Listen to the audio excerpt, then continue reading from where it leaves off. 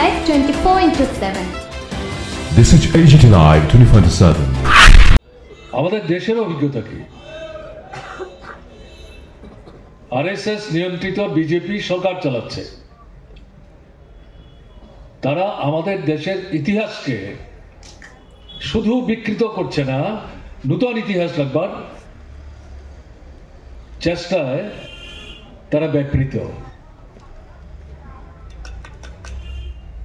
এদের কিন্তু আমাদের দেশের স্বাধীনতা সংগ্রামে কোনো ভূমিকা ছিল না। ব্রিটিশের পদলেহন করেছে, স্বাধীনতার সংগ্রামের পিঠে ছুরি মেরেছে, বিশ্বাসঘাতকতা করেছে। এরা সংবিধানকে স্বীকৃতি দেয়নি, জাতীয় পতাকাকে গ্রহণ করেনি,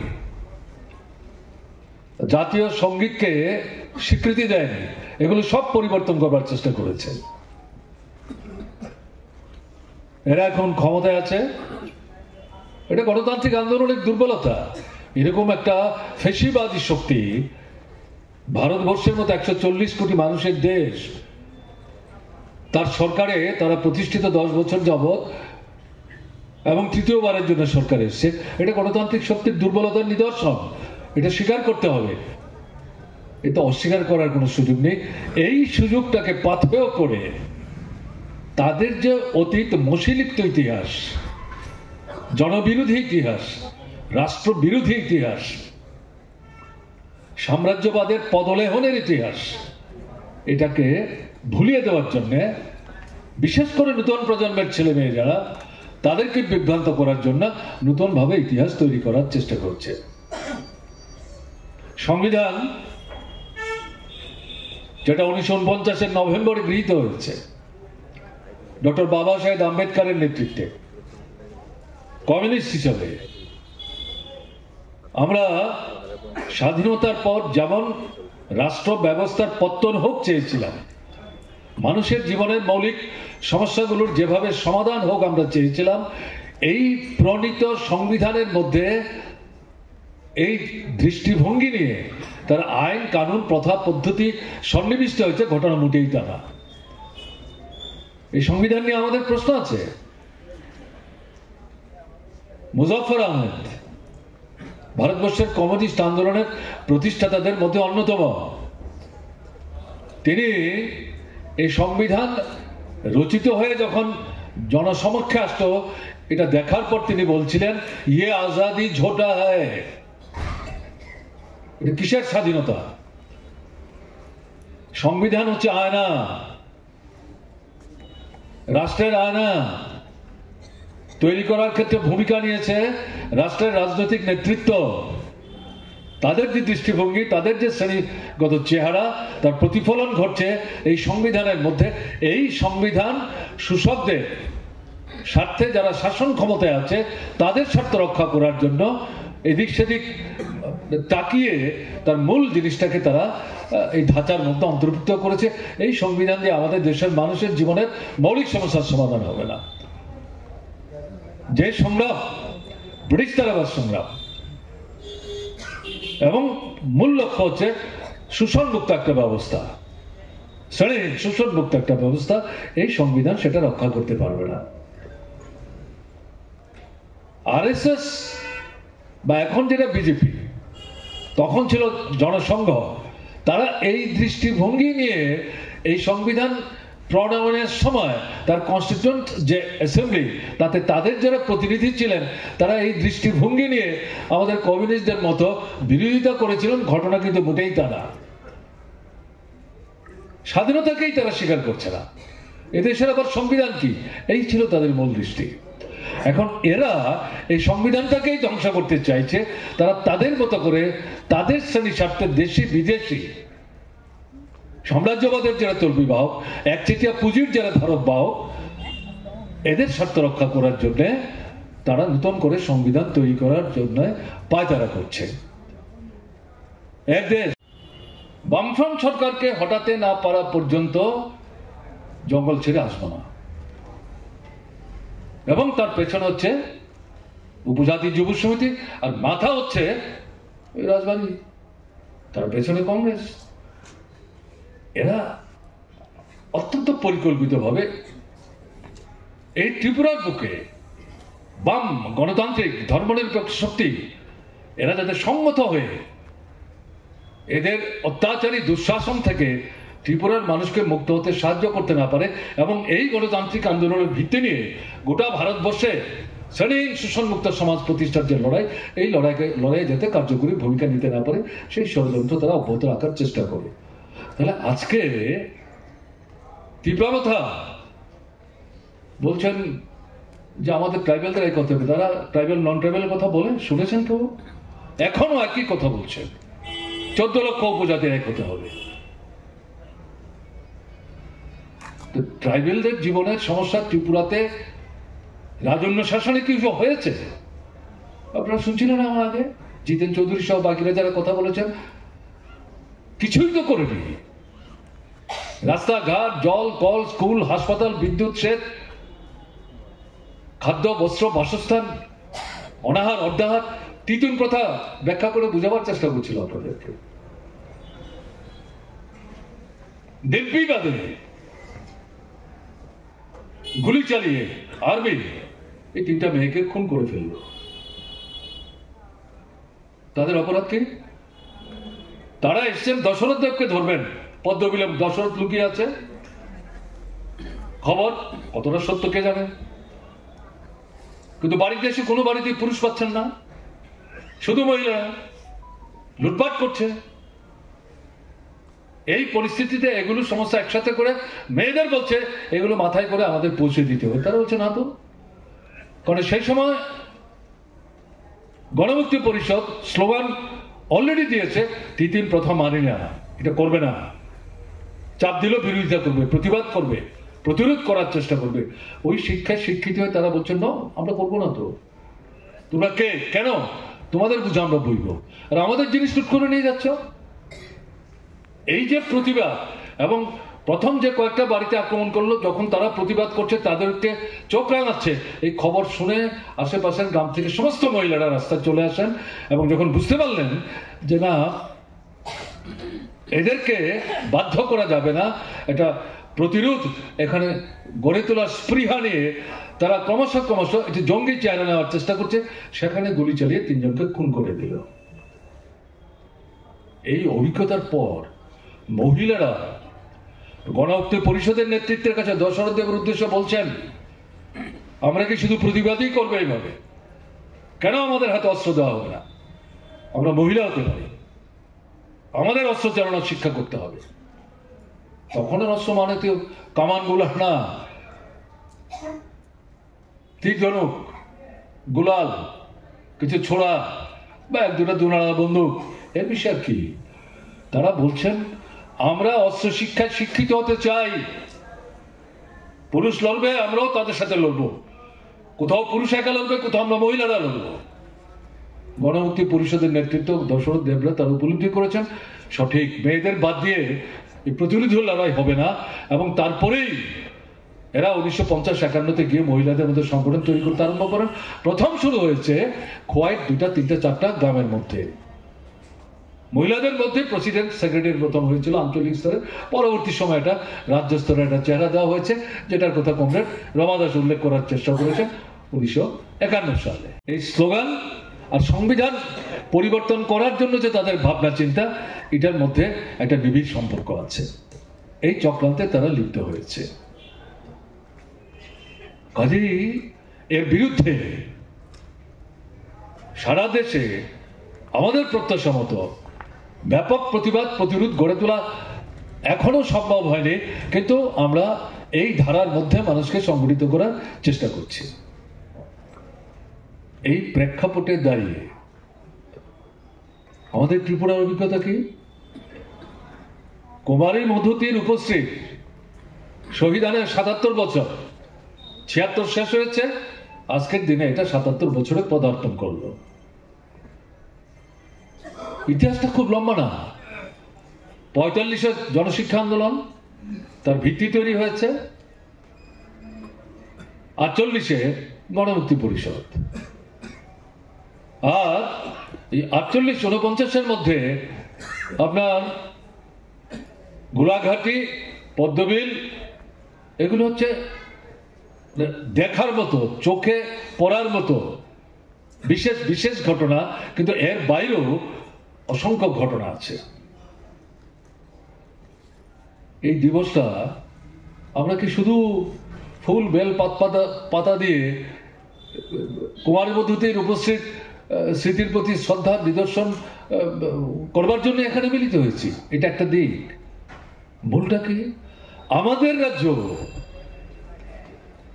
অতীত ইতিহাসকে তারা ভুলিয়ে দেওয়ার চেষ্টা করছে, বিকৃত করার চেষ্টা করছে।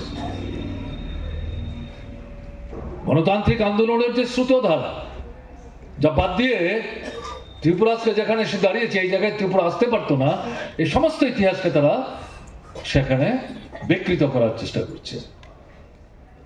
কাজে এই জায়গায় সারা দেশে যেমন আরএসএস বিজেপির ইতিহাস বিকৃতির যে প্রচেষ্টা, তাদের মতো করে নব ইতিহাস তৈরি করবার যে অপপ্রয়াস, সংবিধানকে ধ্বংস করার মধ্য দিয়ে শোষকদের স্বার্থ রক্ষা করার জন্য যে সংবিধান তৈরি করবার জন্য তাদের পায়তারা চলছে, তার বিরুদ্ধে যেমন মানুষকে আমরা সংঘবদ্ধ করছি, ত্রিপুরায় গণতান্ত্রিক আন্দোলনের ভিত্তিভূমির বিরুদ্ধে এই যে ক্লেদাত্ম আক্রমণ, তাকে যদি মোকাবেলা করে সঠিক ইতিহাস, তথ্য সমৃদ্ধ যে ইতিহাস, তা যদি আমাদের নবীন প্রজন্মের কাছে আমরা উপস্থিত করতে না পারি, তাহলে দেশ রক্ষার জন্য যে আহ্বান এখন ধ্বনিত প্রতিধ্বনিত হচ্ছে, সেখানে ত্রিপুরা কি করে তার ভূমিকা পালন করবে? এই জায়গায় দাঁড়িয়ে কুমারী মধুতির উপস্থিত ৭৭তম শহীদান দিবসে আমাদের নূতন করে কিন্তু শপথ নিতে হবে। এই শুধু ফুলমালা বেলপাতা দিয়ে কিন্তু শ্রদ্ধা না, ইতিহাস বিকৃতির বিরুদ্ধে রুখে দাঁড়াতে হবে। সঠিক ইতিহাস নবীন প্রজন্মের কাছে নিয়ে যাওয়ার দায়িত্ব গণতান্ত্রিক আন্দোলনের যে শক্তি, তার যারা নেতৃত্ব অগ্রসরমান, তাদেরকে সেখানে সবচেয়ে গুরুত্বপূর্ণ ভূমিকা নিতে হবে। লড়াইটা কি? সামন্ততান্ত্রিক ব্যবস্থার বিরুদ্ধে লড়াই। কংগ্রেস দলের যে 30 বছর 32 বছরের দুঃশাসন, স্বৈরতান্ত্রিক শাসন, গণতন্ত্র বিরোধী শাসন, তার বিরুদ্ধে লড়াই। কেন্দ্র থেকে সারা ভারতবর্ষের বুকে গোটা ভারতবর্ষকে জেলখানায় পরিণত করবার জন্য কংগ্রেস শাসকরা ইন্দিরা গান্ধীর নেতৃত্বে জরুরি অবস্থা জারি করে ত্রিপুরাকে জরুরি অবস্থা জারির পরে জেলখানা করেছে তা না, তার আগেই 18 জন মার্ক্সবাদী কমিউনিস্ট পার্টির নেতৃত্বাধীন যে বিধায়ক জরুরি অবস্থা জারির আগেই তাদেরকে গ্রেপ্তার করে ত্রিপুরায় রাখেনি, দক্ষিণ ভারতে নিয়ে গেছে। অর্ধেকের বেশি মানুষের উপর আমাদের এখনো আস্থা অটুট আছে, কিন্তু সেখানে এই মিটিংয়ে সরাসরি ভাবে যত না দশরথের বিরুদ্ধে কথা বলেছে, তার থেকে বেশি নৃপেন চক্রবর্তীর বিরুদ্ধে আক্রমণ কেন্দ্রীভূত করে বলছে নৃপেন চক্রবর্তীই তো সন্ত্রাসবাদীদের স্রষ্টা, জন্মদাতা। বিভ্রান্ত করবার চেষ্টা করেছেন কাদেরকে? বাঙালিদের। সন্ত্রাসবাদীরা তখন যে আক্রমণ করছেন বাঙালি ট্রাইবেল মিশ্র জনবসতির এলাকায়, এবং টার্গেট হচ্ছে বাঙালিদেরকে সবচেয়ে বেশি খুন করে। বাঙালি অংশের মধ্যে যে বামপন্থী ফ্রন্টের যে প্রসার এবং কংগ্রেসের মধ্যে যে দুর্বলতা, সেখান থেকে টেনে বড় অংশ যে বামফ্রন্ট মার্ক্সবাদী কমিউনিস্ট পার্টির সঙ্গে এসছে, তাদেরকে একটা জায়গায় দাঁড় করিয়ে দেওয়া অথবা বিভ্রান্ত করা অথবা এখান থেকে বের করে আবার কংগ্রেসের কাছে যেতে সাহায্য করা, এই লক্ষ্য নিয়ে কংগ্রেস যুব সমিতি সরকার তৈরি করলো। সেই সরকারকে আমরা বলেছিলাম কিছুদিন যাওয়ার পর আধা ফেসি সুদের সন্ত্রাস চলছে। মূল আক্রমণ মার্ক্সবাদী কমিউনিস্ট পার্টির বিরুদ্ধে। 300-র উপর কমরেড খুন করে ফেলেছে। বর্তলা আমি ওই দিন গেছিলাম, আমাদের কমরেডরা জনগণের যে লোকাল কমিটি অনেকদিন যাবৎ কিছু করতে পারছে না। মাস দেড়েক আগে পোস্টার লাগিয়েছে, তারপরে মাস দেড়েকের ব্যবধানে পার্টির যে সিদ্ধান্ত এলাকা ভিত্তিক ইস্যুর উপর ভিত্তি করে আন্দোলন করো, তার একটা অন্যতম কর্মসূচি হিসাবে একটা ছোট্টখাট্ট সভা করবেন। এবং সেই সভায় কতজন উপস্থিত হয়েছিলেন আমি তথ্য নিয়ে দেখার চেষ্টা করেছি, চেয়ারটা মিলিয়ে 57 থেকে 60 জন। এটাতেই তাদের মাথা খারাপ হয়ে গেছে। এটাই গ্রহণ করতে পারছে না, এটাই সহ্য করতে পারছে না। মিটিংটা ছোট করে আনছেন। সর্বশেষ বক্তা ছিলেন পশ্চিম জেলার সম্পাদক। যে জায়গায় মিটিং হচ্ছে এখানে তিনি একবার বিধায়ক হিসেবে নির্বাচিত হয়েছিলেন। এর আগের যে উপনির্বাচন ওই এলাকার 16টা বুথ মানুষকে ভোটই দিতে দেয়নি। যে ভদ্রলোক আগরতলা পুরসভার চেয়ারপারসন এখন মানে জালিয়াতি করে চেয়ারপারসন হয়েছেন, জালিয়াতি করেই তিনি বিধায়ক। এতে লজ্জা শরম বলতে কিছু নাই। সে যখন উঠে 1.5 থেকে 2 মিনিট কথা বলেছে, মানে ডাইনে বায়ে না তাকিয়ে চেয়ার মারছে, লাঠি ঘোরাচ্ছে, কান ফাটাচ্ছে, আপনার বুক ফাটাচ্ছে, পিঠ ফাটাচ্ছে। সেখানে তাদের উপর আক্রমণ তারা সংগঠিত করলো। তো এই জায়গাটাতে এদের বক্তব্যটা কি? এটা বড় সড়ো মিটিং আছে। এই জায়গায় তো আমরা একসাথে অতীতে অনেক বড় বড় মিটিং করেছি। এই ছোট্ট মিটিংটাকে সহ্য করতে পারছে না, এটাকেও এলাকা করতে রাজি না। তাহলে এই যে আক্রমণ, এগুলো তো বিচ্ছিন্ন করে আমাদের দেখলে চলবে না। তো আমি এই কথাটা বলছি এই কারণে, এই প্রেক্ষাপটে দাঁড়িয়ে এরা ত্রিপুরা রাজ্যের মধ্যে কি করবার চেষ্টা করছে? হিন্দু এবং মুসলমানের মধ্যে বিরোধ বাধাও। এটা ছিল না ত্রিপুরায়। আরএসএস এর নেতৃত্বে বজরং দল এবং বিজেপি সামনে থাকছে না, ফ্ল্যাগ ফেস্টুন নিচ্ছে না। এরা এখানে মানুষের মধ্যে ঐক্যটা ভাঙবার জন্য সক্রিয় ভূমিকা নেওয়ার চেষ্টা করছে। ডিভিশন করো, কারণ এদের জনবিরোধী যে ভূমিকা, এই 5-7 বছরের ব্যবধানে অভিজ্ঞতার মধ্য দিয়ে তারা বুঝতে পেরেছেন যে আমরা প্রতারিত হয়েছি, প্রলুব্ধ হয়েছিলাম, বন্ধু চিনতে ভুল করেছিলাম, শত্রুকে সাময়িক সময়ের জন্য লোভের ফাঁদে পা দিয়ে মিত্রই ধরে নিয়েছিলাম। এখন তো দেখছি যে সবকিছুই মিথ্যা, সবকিছুই হচ্ছে প্রতারণা। জনগণের কাছে আমাদের যেতে হবে। আক্রমণ আসবে। আমরা যখন এই বাড়িতে বসেই রাজ্য সম্মেলন করি, তাতে যে মূল নির্দেশনামাগুলো সম্মেলনের প্রতিনিধিদের কাছে আমরা উপস্থিত করি, তাতে অন্যতম গুরুত্বপূর্ণ বিষয় কি ছিল? স্থানীয় ইস্যুর উপর ভিত্তি করে এমন আন্দোলন তৈরি করো, 5টা দাবি নিয়ে লড়াই হবে, 5টা না হলো যতক্ষণ অন্তত 2-3টা দাবি আদায় না হচ্ছে এই আন্দোলন চলবে নানা স্তরে, নানা পর্যায়ে। এটাকেই বাস্তবায়িত করবার চেষ্টা করতে গিয়ে জয়নগর আক্রান্ত হয়েছে। আমি যখন বাড়িতে ঘুরছিলাম, 6টা-7টা বাড়িতে গেছি, সেখানে কমরেডরা বলছেন এখানেই আমরা আবার সভা করব। ওই দিন 57-60 জনের সভা ছিল, এর চেয়ে অনেক বড় সভা আমরা করব। এবং এই দৃঢ়তা তারা কিন্তু সেখানে প্রকাশ করছে। এই যে জেদটা, এই যে মানসিকতাটা, এই যে উপলব্ধিটা, এই উপলব্ধিটা জনগণদের সৃষ্টি করতে হবে। এবং তখন আমরা বলেছিলাম কি, নেতৃত্বকে সামনে থাকতে হবে। তারা আক্রান্ত হবে, ইটপাটকেল পড়বে, মাথা ফাটবে, রক্ত ঝরবে, শহীদের মৃত্যু হয়তো কোথাও কোথাও বরণ করতে হবে। এটা না হলেই আমরা খুশি হব। এখানে দাঁড়িয়ে কিন্তু এই কথাগুলো আমরা বলে গিয়েছিলাম। খুব বেশি সময় না, 1.5 মাসের ব্যবধানে আগরতলা সংলগ্ন জয়নগরেই এই ঘটনাগুলি ঘটল। ধরে ধরে লিস্টি নিয়ে একের পর এক নেতাদের তারা মাথা ফাটিয়েছে। এগুলো কল্পিত কথা না। কাজে সেই জায়গায় দাঁড়িয়ে যেটা আপনাদের কাছে বলবো, শুধু সভা শুনে চলে গেলে চলবে না। তো এখানে মহকুমার নেতৃত্ব আছেন, রাজ্যের নেতৃত্ব আছেন, জেলার নেতৃত্ব আছেন, লোকালের নেতৃত্ব আছেন, গণসংগঠনের নেতৃত্ব আছেন, আপনারা সংগঠক, আপনারা নেতৃত্ব, আপনাদেরই ভূমিকা নিতে হবে। আমরা বলছি AGT Live 24/7। This is AGT Live 24/7. করবো না কেন? আপনাদের পশ্চিম জেলায় 20টা, 25টা, 30টা লোকাল কমিটির মধ্যে আন্দোলন সংগঠিত করার চেষ্টা হবে না কেন? জয়নগর যদি উদ্যোগ নিতে পারে, সদরের অন্য লোকাল কমিটির মধ্যে কেন প্রচেষ্টা নেওয়া হবে না?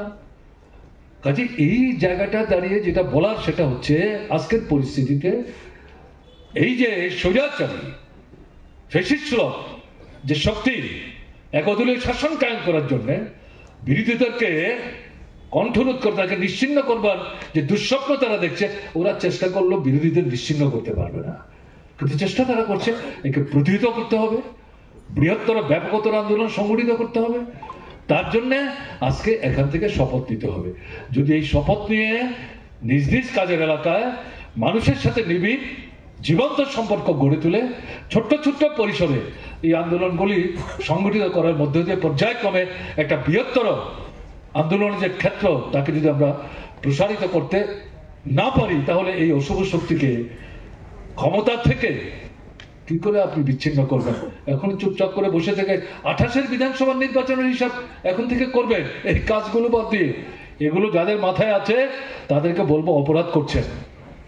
এই ভাবনায় মশগুল হয়ে নিজের বর্তমান দায়িত্ব প্রতিপালনের ক্ষেত্রে যদি অবহেলা দেখান, এটা কিন্তু কমিউনিস্ট পার্টির কর্মী এবং নেতা সংগঠক হিসেবে এটা একটা অপরাধ হবে। এতে যাতে কেউ আপনাকে অভিযুক্ত করতে না পারে সেই সম্পর্কে সচেতন থেকে নতুন ধারায় এই আন্দোলনকে সংগঠিত করার শপথ আজকের দিনে আপনারা নিয়ে যাবেন। এই আবেদন আপনাদের কাছে রেখে আবার কুমারী মধুতি রূপশ্রী স্মৃতির প্রতি গভীর আন্তরিক শ্রদ্ধা নিবেদন করে আমি আমার কথা বলা শেষ করছি।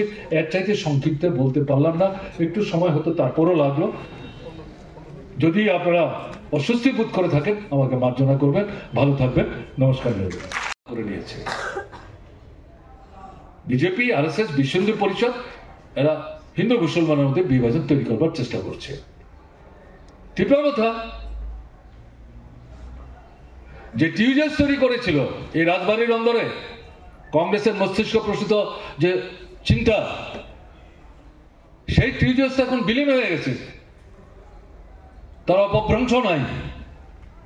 কিন্তু সেই উপজাতিদেরকে বিভ্রান্ত করার জন্য এবং বিজেপি সরকারটাকে রক্ষা করবার জন্য যাতে ক্ষমতা থেকে উৎখাত করতে না পারে, এরা তীব্রামথা নাম দিয়ে এডিসি নির্বাচনের আগে ভোটে দাঁড়ায় এবং সেখানে সংখ্যাগরিষ্ঠতা অর্জন করে।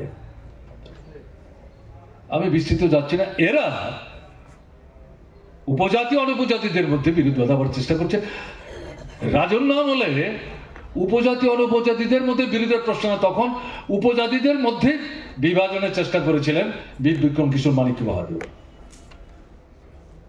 জনশিক্ষা সমিতি তার হৃদকম্পন তৈরি করেছিল।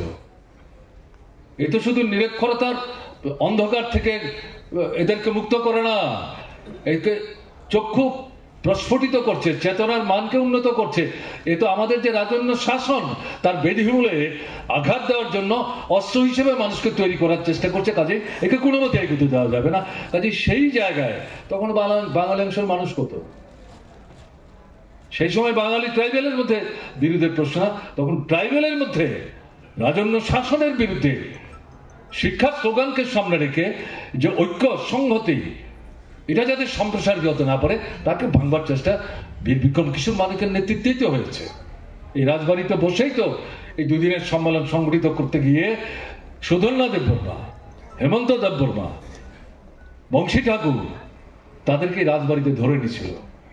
হেমন্তের উপর দৈহিক নির্যাতন সংগঠিত হয়েছে, সুধন্যার উপর, বংশী ঠাকুরের উপর দৈহিক নির্যাতন সংগঠিত হয়েছে কিনা দশরথ দেবের লেখা থেকে সেটা বোঝা যায়নি, তিনি উল্লেখ করেননি। তো কাজে ওই যে সময়, পরবর্তী সময় কি হলো, পরিস্থিতির মধ্যে পরিবর্তন হলো, উপজাতিরা সংখ্যাগুরু থেকে সংখ্যালঘুতে পরিণত হলেন। যে সময় উপজাতি অংশের মানুষ ত্রিপুরার মোট জনসংখ্যার প্রায় 56 থেকে 60 ভাগের মতো ছিলেন, এটা কমতে কমতে 33-34 চলে আসতো।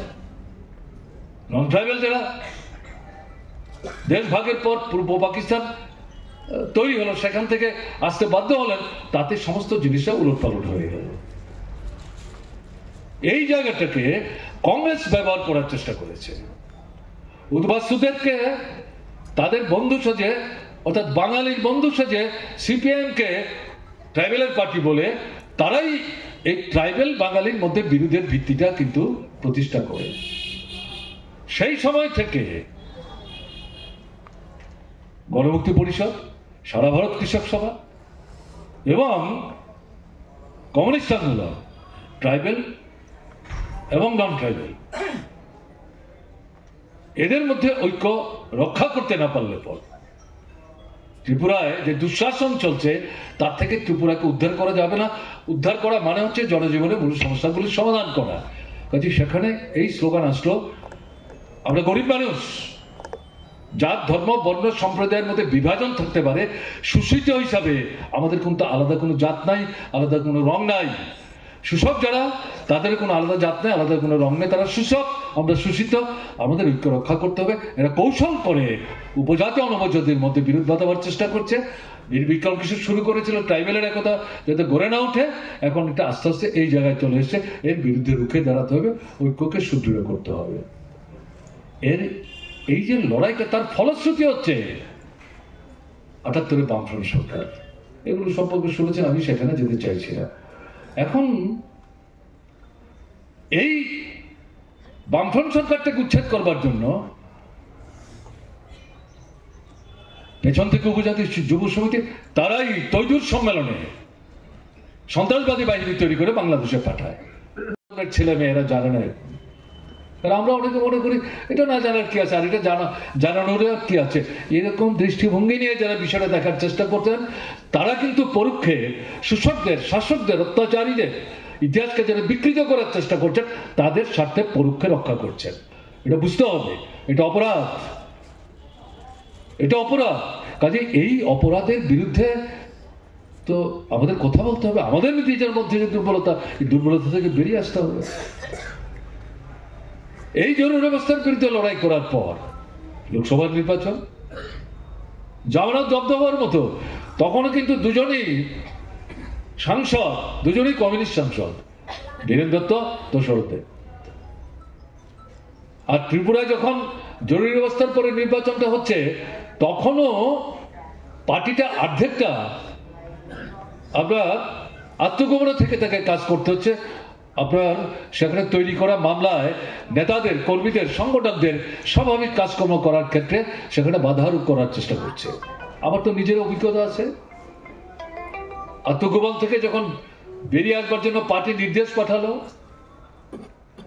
এবং পিআরসির বাড়ি, একটা বাড়ি ভাড়া করা হয়েছিল পিআরসির নামে, যারা অসুস্থ রোগীর বিনা পয়সার চিকিৎসা, ওষুধপত্র দেওয়ার জন্য পশ্চিমবাংলার অভিজ্ঞতা নিয়ে সেই বাড়িটিতে আমাদের পিসি মিটিং হতো। খবর গেল এখানে পিসি মিটিং হচ্ছে, ওখানে চলে আসো। আমি জানবার চেষ্টা করলাম, আমাকে তো ধরবার জন্য পুলিশ ঘুরছে। এই পরিস্থিতিতে আমার কি এইভাবে আসাটা ঠিক হবে? বলে ঘুরপথে এসে মিটিংয়ে ঢুকতে হবে, মিটিংয়ে আসতে হবে। তো সেখানে আসার পর আমাকে দায়িত্ব দেওয়া হলো, দশরথ দেব লোকসভায় দাঁড়াবেন, পূর্ব আসনের সংরক্ষিত আসন, তিনি সিটিং এমপি, তার ইলেকশন এজেন্ট হতে হবে। আর বীরেন দত্তর জায়গায় নৃপেন চক্রবর্তীকে, তিনি তখনও বিরোধী দল নেতা, বিধানসভায় জেলখানা থেকে বেরিয়ে এসছেন, তাকে সেখানে দাঁড় করানো হবে। দশরথ দেবের ইলেকশন এজেন্ট হিসাবে পুলিশ কিন্তু ধরবার জন্য পায়তারা করছে। তখন কিন্তু আমি ইলেকশন এজেন্ট হিসেবে কাজ করছি। ইলেকশন হওয়ার আগে, ঘোষণার পরে, আমাদের প্রার্থীপদ ঘোষণা করার পর, নমিনেশন পেপার সাবমিট করার পর, অন্তর্বর্তীকালীন সময়ে আগরতলার পশ্চিম থানায় আমাকে ডেকে আনা হলো। আমি কথাটা বলছি এই কারণে, সতর্ক করার জন্য, হুমকি দেওয়ার জন্য। এভাবে চলবে মনে করলে চলবে না। অর্থাৎ এরকম পরিস্থিতির মধ্যে নির্বাচন করতে হয়েছে, এবং সেই জায়গায় নৃপেন চক্রবর্তীর জামানত তো বাজেয়াপ্ত হয়ে যাওয়ার মতো অবস্থা। 6 মাসের ব্যবধানে নতুন ইতিহাস তৈরি হল। সেই নৃপেন চক্রবর্তী মুখ্যমন্ত্রী হলেন, কংগ্রেস শূন্য হলো। টিজেএস, কংগ্রেস এবং রাজবাড়ির যৌথ উদ্যোগে তৈরি হয়েছিল। সেই টিজেএস 4টি আসনে জিতল। এটা এমনি এমনি অতীত ইতিহাসকে বাদ দিয়ে, গণতান্ত্রিক আন্দোলনের যে ঐতিহ্যটাকে বাদ দিয়ে বামফ্রন্ট এমনি এমনি তৈরি হয়েছে, আকাশ থেকে পড়েছে না, মাটি ফুলে উঠেছে। এরকম একটা জায়গায় দাঁড়িয়ে বামফ্রন্ট সরকার তৈরি হলো। 10 বছরের সরকার, সন্ত্রাসবাদী বাহিনী তৈরি হলো, তাকে উচ্ছেদের চক্রান্ত হলো। প্রধানমন্ত্রী, কংগ্রেস নেতা রাজীব গান্ধী সকাল 8টায় আসাম রাইফেল ময়দানে মিটিং করছেন, জনস্রোত বইছে, তখন আমরা বুঝতে পারছিলাম মানুষের মধ্যে বিভ্রান্তি তৈরি হচ্ছে। এদের অতীত জনগণের স্বার্থে কাজের অতীতটা, উপজাতিদের স্বার্থে কাজের অতীতটা। এখন তারা উপজাতিদের বন্ধু সাধবার চেষ্টা করছে নতুন নাম নিয়ে। কাজে এই যে পরিস্থিতিতে অতীত যে ইতিহাস, যে ইতিহাসকে বাদ দিলে বর্তমান পরিস্থিতিকে মূল্যায়ন করা কঠিন হবে, এবং অতীতের ইতিহাসের অভিজ্ঞতা বর্তমান পরিস্থিতিতে দাঁড়িয়ে পরিস্থিতির মূল্যায়ন এর উপর দাঁড়িয়েই তো সামনের দিকে আমাদের যেতে হবে। তাই ইতিহাসকে নিতে হবে। কাজে কুমারী মধুতির উপস্থিত ৭৭তম শহীদান দিবসে সম্মিলিতভাবে যে আমরা এই সভা সমিতি সমাবেশ করার চেষ্টা করছি, ইতিহাসকে নূতন করে ঝালাবার জন্য প্রকৃত যে ইতিহাস, সত্য যে ইতিহাস, তার যে তথ্য, তাকে যে বিকৃত করার চেষ্টা করছে, একদিকে বিজেপি, একদিকে আরএসএস, আরেকদিকে তীব্রামথা, তার থেকে এই সঠিক সত্য ইতিহাসকে রক্ষা করে আমাদের জনগণের কাছে, বিশেষ করে নবীন প্রজন্ম, এটা উপজাতি অনুপজাতি উভয় অংশের মধ্যে নিয়ে যাওয়ার দায়িত্ব কিন্তু আমাদের গ্রহণ করতে হবে। এটা মাথায় রাখতে হবে। এবং এখানে যেটা বলবো, গণতন্ত্রকে শাসন ক্ষমতায় বসে যারা সংহার করে, ধর্ম নিরপেক্ষতার যে দৃষ্টিভঙ্গির ভিত্তিতে আমাদের দেশে দেশ ভাগের পর আর যাতে ভারতবর্ষ ভেতর থেকে ভাগ না হয়, তার মধ্যে ঐক্য রক্ষা করবার জন্য ধর্ম যার যার, দেশ সবার, সংবিধান সবার, এই দৃষ্টিভঙ্গি নিয়ে যে অগ্রসর হওয়ার চেষ্টা করছে, একে যারা আক্রমণ করছে, জাত ধর্ম বর্ণ সম্প্রদায় নির্বিশেষে গরিব মধ্যবিত্ত নিম্নবিত্ত অংশের মানুষ অন্ন বস্ত্র বাসস্থান শিক্ষা স্বাস্থ্যের সমস্যায় তারা জর্জরিত, এগুলোর দিকে সরকারে বসে যারা নজর দেয় না, এদেরকে ক্ষমতায় টিকে থাকতে আমরা সাহায্য করব। একটা জিনিস মাথায় রাখতে হবে, ইতিহাসের অভিজ্ঞতা, এই দৃষ্টিভঙ্গি নিয়ে শাসন ক্ষমতায় বসে যারা সরকার বা রাষ্ট্র পরিচালনা করার চেষ্টা করে, তারা খুব বেশি দূর যেতে পারে না, খুব বেশি দূর তারা যেতে পারে না।